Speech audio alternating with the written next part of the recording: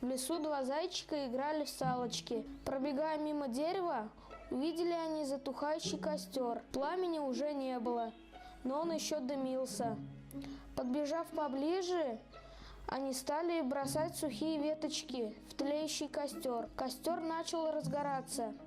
Когда поблизости не оказалось больше сухих веток, они побежали искать другие веточки. Возвращаясь, они со страхом увидели, что костер перекинулся на ближайшее дерево.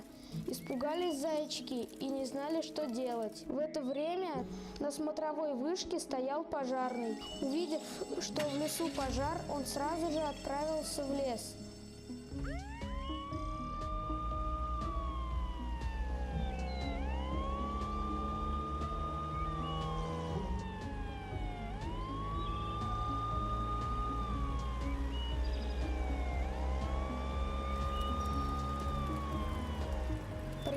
Обнаружил, что горят только несколько деревьев, и принялся тушить.